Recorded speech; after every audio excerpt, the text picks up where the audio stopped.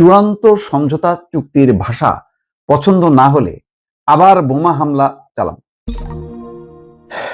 জেনে শুনে আমি বিষ করেছি পান।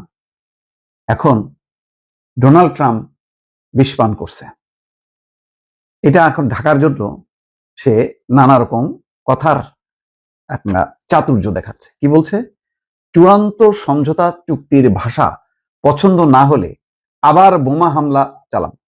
আচ্ছা বলেন, উনি কি না বুঝে সম্মতি দিছে?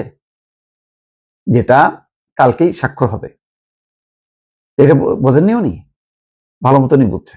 এখন এটা হচ্ছে কারণ এমনিতেই আন্তর্জাতিক অঙ্গনে কূটনীতিকরা যে বিশ্লেষণ করছেন বিশেষজ্ঞরা, তাতে এই যুদ্ধের শেষ পর্যন্ত কৌশলের কাছে হেরে গেছে আমেরিকা, আরো চূড়ান্তভাবে পরাজিত হয়েছে ইসরায়েল। এই ব্যাপারে কোনো সন্দেহ নেই। সামরিক দিক থেকে শক্তিশালী হইলেও আমেরিকা এবং ইসরায়েল যেহেতু লক্ষ্য তাদের ভিন্ন ছিল, একই লক্ষ্য না। যেমন ট্রাম্প ইরানের পরাজয় চায় কিন্তু লম্বা সময় ধরে যুদ্ধ চায় না, আর ইসরায়েল হচ্ছে যুগ যুগ ধরে যুদ্ধ চলুক কিন্তু ইরানের তারা পরাজয় চায়। কারণ ইসরায়েলের হারানোর কিছু নেই, এই রাষ্ট্রটা একটা যুদ্ধবাজ রাষ্ট্র, এটা সবাই জানে।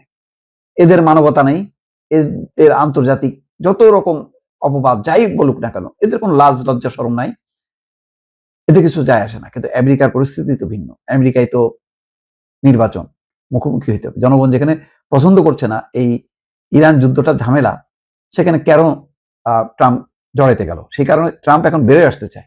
বেড়ে আসাটা অনেক চেষ্টা করতেছে গত 2-3 মাস ধরে, কোনোভাবেই বেরোতে দিচ্ছে না ইরান। কারণ ইরান একটা চান্স পাইছে যে যত জড়াবে, ট্রাম্প যত দুর্বল হবে, ইসরায়েল তত বেশি পরাস্ত হবে। এমন একটা পরিস্থিতির মধ্যে ট্রাম্প বলতেছে যে চূড়ান্ত সমঝোতা চুক্তির শর্ত তার পছন্দ না হলে ইরানে আবারও বোমা হামলার বিষয়টি উড়িয়ে দেওয়া যায় না। ফ্রান্সে অনুষ্ঠিত G7 সম্মেলনে বুধবার ট্রাম্প বলেন এটি মূলত একটি সমঝোতা স্মারক, মানে চূড়ান্ত চুক্তি না।